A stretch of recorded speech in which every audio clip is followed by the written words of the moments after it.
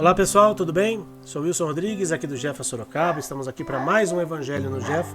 Agradeço mais uma vez a todos que estão nos acompanhando e que vêm acompanhando os nossos programas, todas as semanas aqui, quando fazemos a leitura do Evangelho, para proporcionarmos aí um pouquinho de conhecimento, para estudarmos juntos, principalmente, as lições que o Espiritismo nos traz através dessa obra fantástica que é o Evangelho segundo o Espiritismo. Convido a todos agora para nos acompanhar na nossa prece de abertura, agradecendo a Deus nosso Pai, ao nosso Mestre Jesus e aos nossos amigos espirituais que nos acompanham e que sempre estão conosco. Que eles nos ajudem a melhor compreender as lições deste programa, desta noite, nos ajudando e nos auxiliando em tudo aquilo que mais necessitarmos. Que assim seja, Senhor, graças a Deus e graças a Jesus. Bom, estamos lendo o capítulo 3 do Evangelho segundo o Espiritismo, Há Muitas Moradas na Casa de Meu Pai, e agora a gente vai ler os itens 6 e 7 do Evangelho segundo o Espiritismo, que se chama aí Destino da Terra e Causa das Misérias Humanas.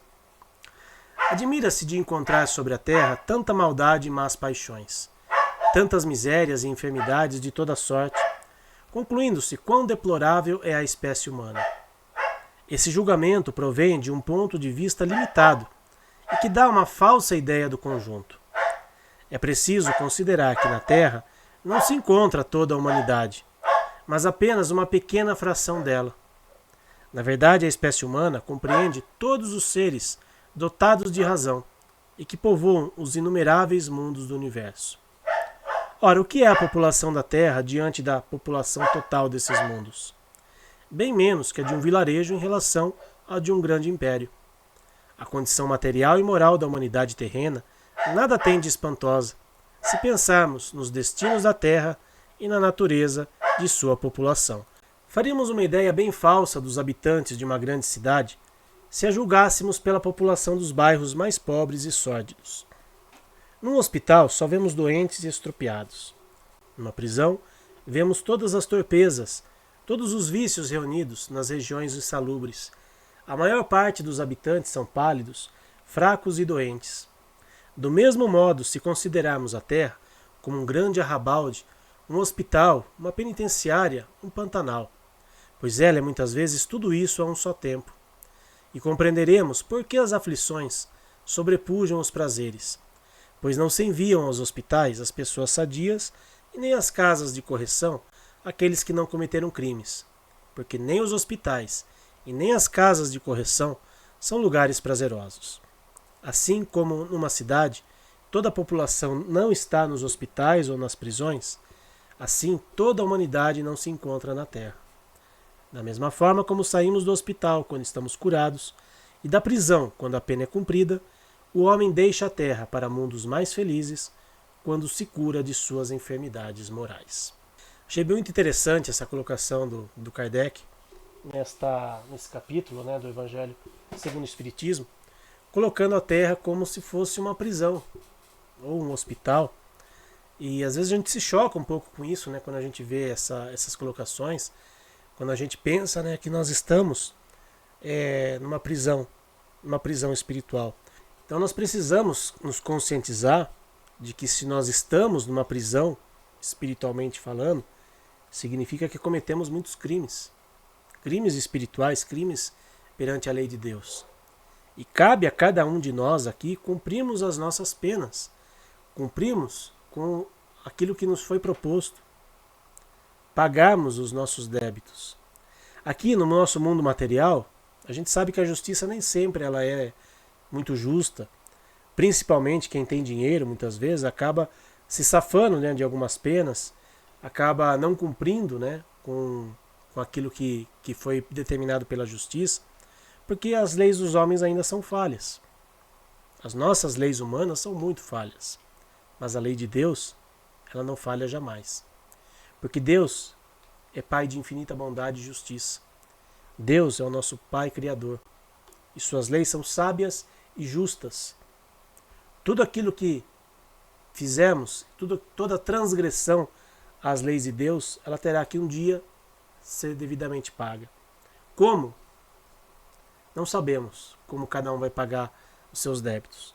O que nós sabemos é que nada passa despercebida aos olhos de Deus. Aqui na Terra, nós damos jeitinho para tudo. A gente consegue burlar muitas vezes algumas coisas e a gente se sente satisfeito por isso, né? Por burlarmos o sistema, por termos ludibriado as pessoas. Mal sabemos o quanto nós teremos que pagar por conta disso. Quantos débitos estamos acumulando quando a gente prejudica alguém por conta da nossa esperteza. Então a gente precisa realmente parar e analisar tudo aquilo que estamos fazendo, individualmente e coletivamente. Porque se nós temos provas individuais, também temos provas coletivas. Também passamos muitas vezes por situações difíceis aos nossos olhos, mas que serve para o nosso burilamento, serve para o nosso aprendizado, para o nosso crescimento. Eu sei que às vezes quem está passando por uma situação assim não consegue ter esse discernimento, mas nós sabemos que a lei de Deus é sábia e justa e nada ocorre sem a sua permissão. Essa era a nossa mensagem da noite de hoje. Convido todos agora para nos acompanhar na leitura, nas vibrações pelos nossos animaizinhos.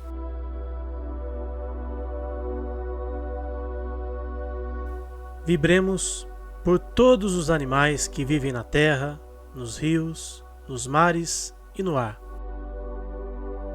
Pelos animais que estão em nossos lares. Pelos animais que, mesmo possuindo uma morada, sofrem por negligência e falta de cuidados, amor e respeito. Pelos animais que sofrem maus tratos, humanização excessiva e aqueles que sofreram abandono. Vibremos pelos animais que passam fome, frio, sede, cansaço e tristeza. Pelos animais adoecidos e aqueles que encontram-se internados em clínicas veterinárias. Vibremos pelos animais que são explorados nos zoológicos, nos experimentos laboratoriais, nos espetáculos de entretenimento humano e os que são obrigados ao trabalho incessante sem o respeito às regras de bem-estar animal. Vibremos pelos animais das fazendas pecuárias, granjas e demais locais cuja finalidade é a criação destinada ao abate ou produção de derivados e subprodutos. Vibremos pelos animais silvestres, que são levados pelo tráfico, e por aqueles que sofrem interferências negativas do homem em seu habitat natural, como os animais marinhos, afetados pela poluição, e aqueles que são vítimas de desmatamentos e queimadas. Vibremos por todos os animais que estão nascendo e por aqueles que estão retornando à pátria espiritual, idosos ou não, para que possam receber amor, carinho e proteção. Vibremos também pelas ONGs, protetores individuais e todos aqueles que procuram fazer o bem a nossos irmãos menores, enviando força e discernimento para continuarem o seu trabalho no bem. Por fim, pedimos licença para vibrar pelos animais que estão com os nomes no caderno de vibrações do Jefa, para que recebam a atenção especial das equipes espirituais, para que possam restabelecer a sua saúde através de águas que contenham os medicamentos necessários para o auxílio de seu tratamento veterinário. Que assim seja.